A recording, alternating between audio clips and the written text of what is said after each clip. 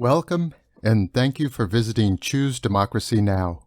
I'm Dale Anderson, and in this post, I'll review some basic ideas about democracy and authoritarianism, and summarize a variety of reports showing a global rise in authoritarianism and a simultaneous deterioration of democracy in some very important nations. At this time in our history, choices we make regarding the form of government we want to prevail will be critical to the well-being of our future as a nation and as global citizens. I hope this background information will motivate you to become involved in actively advocating for and protecting our democracy. In this talk, we will touch on the following questions. What is a democracy? What is authoritarianism? How do we know authoritarianism is on the rise? How are authoritarian regimes classified? And how do they come to power? Why are personalist autocracies especially dangerous? What is the authoritarian playbook? And what is the nature of the new authoritarian strongmen? In a Freedom House report published in the April 2022 issue of the Journal of Democracy, Sarah Rapucci and Amy Slipowitz state, global freedom is under dire threat. Around the world, enemies of liberal democracy are accelerating their attacks. Authoritarian regimes have become more effective at co-opting or circumventing the norms and institutions meant to support basic liberties, and at providing aid to those who wish to do the same. In long-established democracies, internal forces have exploited democracy's shortcomings, distorting national politics to further hatred, violence, and unbridled power for themselves. Meanwhile, countries that have struggled in the space between democracy and authoritarianism are increasingly tilting toward the latter. They go on to say, the global order is nearing a tipping point, and if democracy's defenders do not work together to guarantee freedom for all people, the authoritarian model will prevail. Further emphasizing the importance of the survival of democracy, Theo Horesh, in his book The Fascism This Time, states, the greatest crisis confronting humanity today is arguably the rapid degeneration of democratic institutions in every major region of the world. It's a greater crisis than climate change, because without the ability to influence political outcomes, climate advocates will be mostly powerless to impact energy and transportation policy. It's a greater crisis than inequality, because autocratic states tend to be structured to siphon resources from ordinary people to the ruling elites. It's a greater crisis than any other to which we might respond, because our very capacity to collectively respond to crises is premised on the ability to share social and political outcomes, and this cannot be accomplished without the aid of democratic institutions. So what is a democracy? Scholars tend to agree that in its most minimal form, a democracy is a system of government in which people can choose and replace their leaders in regular, free, and fair elections. To be free and fair, elections must be open to competition from different parties and candidates. They must also allow participation, at least through voting, of all citizens. Free and fair elections are a core requirement, perhaps the single most important pillar for a democracy, and without them, there is no democracy. In John Freeman's Dictionary of the Undoing, he writes, a vote is the difference between a citizen and a subject. The Universal Declaration of Human Rights, created in 1948, speaks to the issue of citizen participation in choosing their leaders.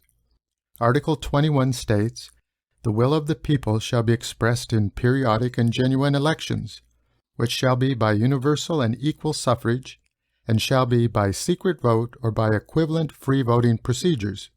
So we see that voting is a critical element of democracy, but this single pillar is insufficient for describing a fully developed modern democracy. To be a robust democracy, the type of democracy America, our European allies, and other advanced nations enjoy, two other fundamental pillars and some supporting structures are needed. These are the pillar of freedoms of speech, assembly, association, and belief, found in the U.S. Bill of Rights, and a robust constitutional rule of law. According to Larry Diamond in his book Ill Winds, published in 2018, we also need an independent judicial system to uphold the rule of law principle, trustworthy law enforcement institutions, other institutions to monitor and check high government corruption, and a lively civil society made up of independent institutions such as civic organizations, social movements, universities, and publications. The alternative to a democratic form of national governance is one of the authoritarian structures. Merriam-Webster Dictionary defines authoritarian as relating to or favoring a concentration of power in a leader or an elite group not constitutionally responsible to the people. In Erica Frahn's 2018 book on authoritarianism, she states, "A regime is authoritarian if the executive leader achieved power through undemocratic means, that is, any means besides relatively free and fair elections, or achieved power via free and fair elections, but later changed the rules such that subsequent electoral competition was limited. This tactic of getting elected legitimately, but then changing the rules to prevent voters from removing the regime from power, has the long name authoritarianization." Note that in this presentation, the terms authoritarian regime, autocracy, and dictatorship will be considered interchangeable. Democracies have been in competition with autocracies for the past 200 years. Waves of democracy are major surges of democracy which have occurred in history. Popularized by Samuel P. Huntington in his 1991 book, The Third Wave, Democratization in the Late 20th Century, democracy waves have been linked to sudden shifts in the distribution of power among the great powers, which creates openings and incentives to introduce sweeping domestic reforms. The first wave of democracy, 1828 to 1926, began when suffrage was granted to the majority of white males in the United States. Then came France, Britain, Canada, Australia, Italy, and Argentina, and a few others before 1900. After the breakup of the Russian, German, Austrian, and Ottoman empires in 1918, the first wave peaked with 29 democracies in the world. The second wave followed World War II and crested 20 years later in 1962 with 36 recognized democracies in the world. Though growth flattened for a few years, an explosion of new democracies, the third wave, began in 1974 with the Carnation Revolution in Portugal and the Spanish transition to democracy in the late 1970s. Historic transitions took place in Latin America in the 1980s, sweeping through 20 nations, and in the Asia-Pacific between 1986 and 1988. More transitions to democracy occurred in Eastern Europe beginning in 1990, following the collapse of the Soviet Union. Though there was hope for a fourth wave of new democracies as a result of the Arab Spring in 2010 to 2012, the transformation never materialized. So how do we know authoritarianism is on the rise? There are three major organizations that track and rate nations based on certain criteria that indicate how democratic they operate. These are Freedom House, reporting since 1973, The Economist magazine's Global Democracy Index, reporting since 2006, and the Variants of Democracy Project, referred to as the VDEM Project, reporting since 2011. All of these reports are available for free download at each of the organization's websites. Freedom House rates people's access to political rights and civil liberties in 210 countries and territories through their annual Freedom in the World report. Shown in this frame are the categories and potential scoring points used to create a freedom score. Notice under political rights, they're evaluating one of the three major pillars of democracy, the election process. The pillars of the freedoms or the rule of law are scored under the civil rights section. The maximum score a country could attain is 100. Shown here is a more detailed breakdown of the questions used to evaluate the presence or absence of a democracy indicator. Note, for example, question C2, are safeguards against corruption strong and effective? Or C3, does the government operate with openness and transparency? This is a map of the free world based on the 2021 Freedom House report. Freedom House categorizes countries as free, green, partially free, yellow, and not free, purple. The first thing to note is how not free and partially free nations are concentrated in Asia and Africa. These are all predominantly authoritarian states. Notice also how free the nations of the Americas are, the exceptions being Cuba, Nicaragua, and Venezuela. Democracies have been losing ground for 16 consecutive years, as measured by Freedom House. In 2020, the number of free nations dropped from 89 to 82, and the number of not free nations increased from 45 to 54. In 2021, a total of 60 countries suffered declines, with only 25 improved.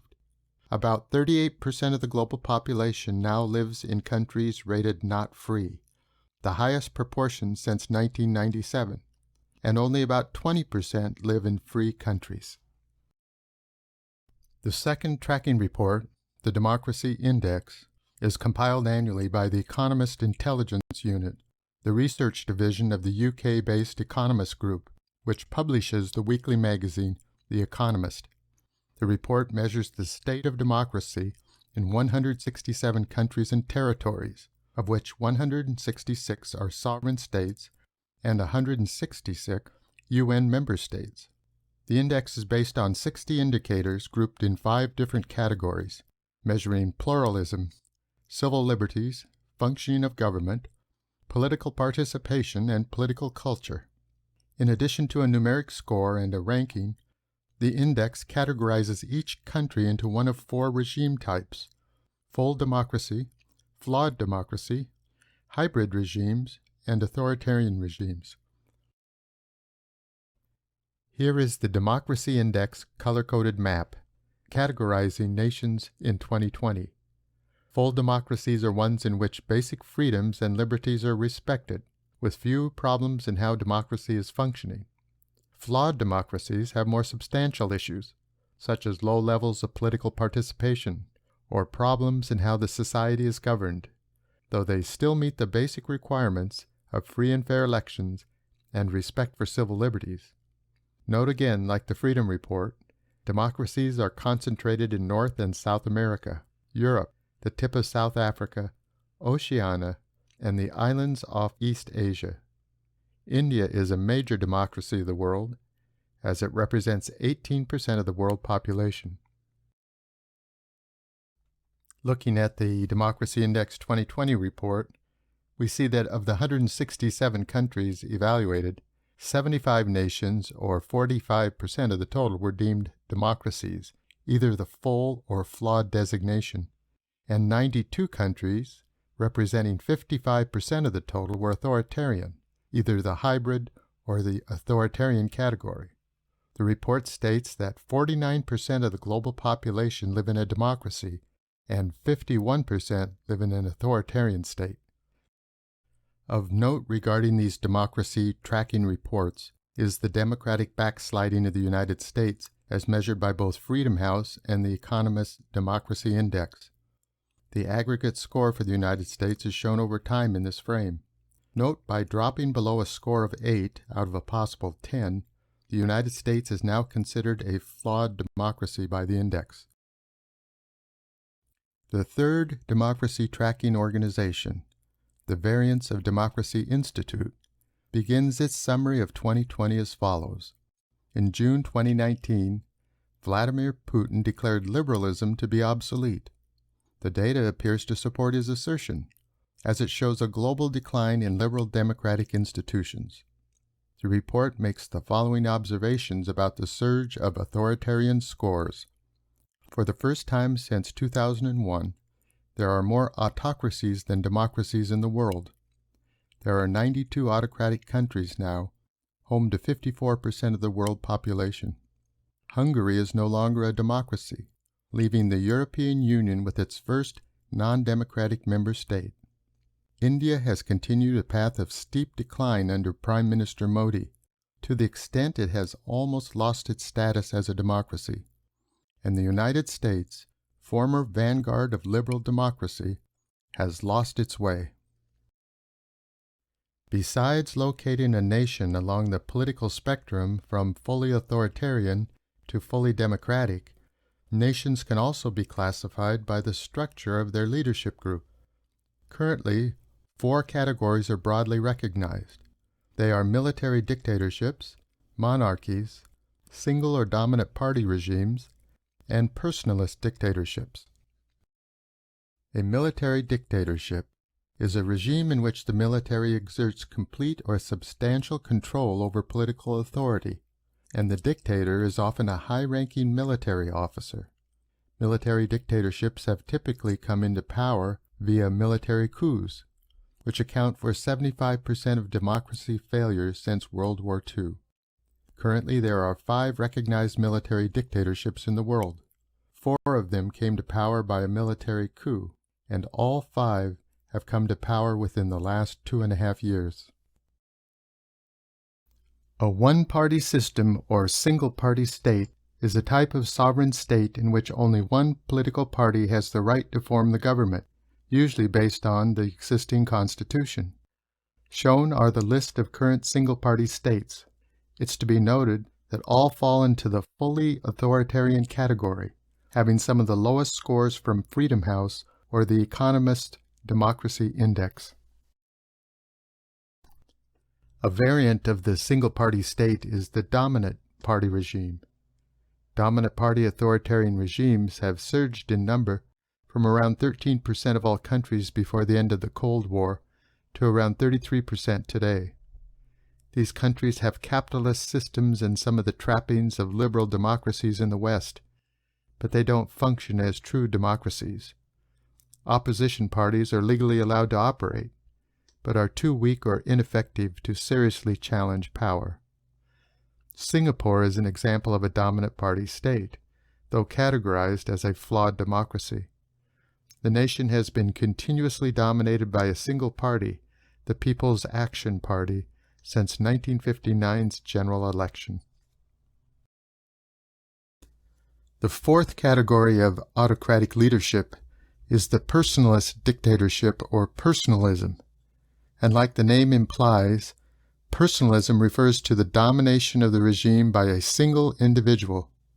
These strongmen have outsized impact on all national policies. In fact, the leader typically governs with little restraint from other political actors. Perhaps the best contemporary example of a personalist dictator is Vladimir Putin. Since the end of the Cold War in 1990, personalist dictatorships have become an increasingly prevalent form of authoritarianism. In her 2021 book, Strongmen, Ruth Ben-Ghiat writes about the history of personalist dictators she labels strongmen, from Mussolini to the present. At the beginning of the book she writes, "From an early age, the first man to transform a democracy into a dictatorship showed the qualities that have marked strongmen of the 20th and 21st centuries: a violent temperament, opportunism, and a way with words." Professor Ben-Ghiat outlines 3 eras of strongmen. The first era, from 1919 to 1945, she labels as the fascist era, represented by Mussolini, Hitler, and Franco. From 1950 to 1990, prominent strongmen dictators came to power through military coups. In her book, she reminds the readers of the brutality of these men, their willingness to publicly murder their opponents, and years, and in some cases decades, of terror they rained on their nations. Professor Ben-Ghiat then spends a chapter describing what she calls the new authoritarians. Under this category, she includes the politicians shown in this frame. She writes, With military coups less common by the time Chilean dictator Pinochet left office in 1990, elections became the way a new generation of strongmen would come to power. Using populist strategies to get elected, they then used voter suppression and other anti-democratic tactics to stay in power. Personalist dictatorships add certain unwanted risks for a nation and for the global community. Erika Franz writes, foreign policies tend to be different with strongmen in charge. Personalist-led nations are prone to conflict with other nations. They're prone to invest in nuclear weapons, are less internationally cooperative, and tend to spurn international agreements. Domestic policies are often developed at the whim of the leader and are primarily driven by the leader's desire to increase his personal power and wealth. Personalist autocracies are the most prone to corruption and are characterized by lower economic growth and investment. Of particular concern is that historically, personalist dictators are less susceptible to regime collapse than other authoritarian models. A single powerful leader in control of all instruments of the state is less vulnerable to overthrow, even in the face of economic failure. Personalist dictators are also more resilient to mass protest, and as a result, these strongmen may remain in power for extended lengths of time. Nations controlled by a personalist dictator are a constant threat to their neighbors. 4 of our most prominent personalist dictators have championed expansion of their empires. Chinese President Xi Jinping has moved to apply Chinese repressive policies on Hong Kong, considers Taiwan part of China, and has changed the Chinese regime from a single-party autocracy to a personalist dictatorship, extending his term in power and controlling all aspects of the Chinese state. Viktor Orban in Hungary has been recruiting Hungarians from neighboring nations to become citizens and participate in supporting his party. Turkey's Recep Erdogan muses about restoring the Ottoman Empire, and it's become clear that Vladimir Putin's primary goal is to restore the Soviet Union. Ruth Ben-Ghiat says personalist dictators can be the most destructive because they don't distinguish between their individual agendas and need for power and the needs of the nation. So what do we know about how authoritarians come into power? According to our authoritarian expert Erika Franz, of those authoritarian takeovers since the end of the Cold War, 33% were through a military coup, 22% were incumbent takeovers, 20% due to an insurgency, 16% due to foreign power imposition, and 8% due to a popular uprising. Incumbent takeover, also termed authoritarianization, is of particular interest.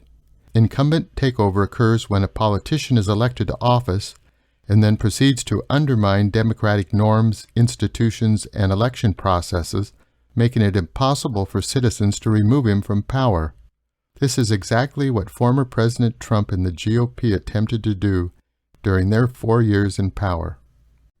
Unlike military coups, which are violent, abrupt events, typically lasting a day, destroying a democracy through authoritarianization is a slow, incremental process. It's been likened to the science class project of slowly raising the temperature of water in a pan containing frogs until they boil.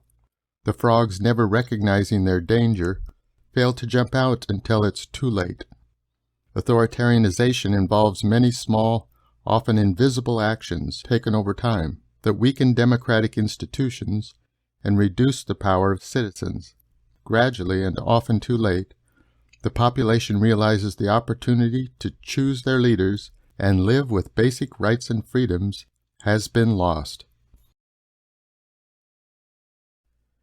In his book, Ill Winds, Stanford academic Larry Diamond describes what he refers to as the authoritarian playbook, the set of tactics an ambitious autocrat would use to consolidate power once in office. It's worth scanning through this list, as most will recognize each anti-democratic move, having watched former President Trump and many of the GOP governors and state legislatures operate during the past 6 years. GOP politicians have promoted or participated in nearly all of these tactics. They include demonizing the opposition as illegitimate and unpatriotic, undermining the independence of the courts, attacking the media as fake news or enemy of the people, intimidating or co-opting the business community, enriching a new class of crony capitalists, often members of the leadership team, asserting control over civil service and the security apparatus, gerrymandering districts and rigging electoral rules, and gaining control over the body that runs the elections. Once an authoritarian party gains control of government, they use two strategies to maintain their power: repression and co-option. Though repression in some autocracies in the past primarily involved overt violence and terror, the modern authoritarians use low-intensity repression to achieve the obedience they want from citizens, the business community, and other civic organizations. Such low-intensity repression tactics include surveillance, use of lawsuits, short-term detention of opponents, internet monitoring, the threat of tax or business reviews, public shaming, and the use of potential embarrassing personal information to silence opponents. The second method of control is through co-option, essentially buying the individual's loyalty, whether through sharing corrupt rewards, offering public jobs, directing government contracts to the individual, providing a role in running state-owned enterprises, or involving individuals in illegal acts and thus putting them at risk if they should reveal or oppose a regime's actions. The feature article in the December 21, 2021 Atlantic magazine was entitled, "The Bad Guys Are Winning." It was an article by Anne Applebaum that addressed the nature of the new authoritarians. In discussing these emerging strongmen, she states, they use the same playbook and share information and repressive technologies. They co-opt civil society with dollars. All are kleptocrats, stealing from the state and stashing billions of dollars in offshore accounts, investing in foreign real estate and purchasing artwork. They use modern techniques to whitewash or launder their reputations. They see the United States as the primary threat to their mafia state. Reputation laundering is the process of concealing the corrupt actions, past or present, of an individual, government, or corporate entity, and presenting their character and behavior in a positive light. This is done in order to gain legitimacy, privilege, influence, and impunity from justice. It helps to disguise individual acts of corruption, like bribes, kickbacks, extortion, and embezzlement, or endemic corruption, which can go on for a number of years on a national scale. Reputation laundering can also be used to cover more serious crimes, like murder of opponents or genocide. President Trump's defense of Saudi Crown Prince bin Salman following the murder of U.S. journalist Jamal Khashoggi is an example of reputation laundering of a serious crime. Former President Trump has been under suspicion for money laundering in the past, but it's been his overt reputation laundering of global despots that has been his bigger crime. Recall he said of Kim Jong-un, leader of North Korea, the most totalitarian regime on the planet, "I may be wrong, but I believe that Chairman Kim has a great and beautiful vision for his country. One only needs to read Yeonmi Park's In Order to Live, the story of her growing up and escaping from North Korea, to understand how corrupt or ignorant Trump's remarks were about Kim's beautiful vision." In her Atlantic magazine article, Anne Applebaum goes on to say that, unlike military or political alliances from other times and places, the members of this new authoritarian class don't operate like a bloc, but rather like an agglomeration of companies. Call it Autocracy, Inc. Their links are cemented not by ideals, but by deals. Deals designed to take the edge off Western economic boycotts, or to make them personally rich, which is why they can operate across geographical and historical lines. Anne Applebaum's warnings are urgent. These are the men and the regimes that must be defeated if democracy is to survive. To summarize, This has been a presentation about the global rise of authoritarianism. We see that the 3 democracy tracking organizations are all raising alarm about the 15-year decline in global democracy scores.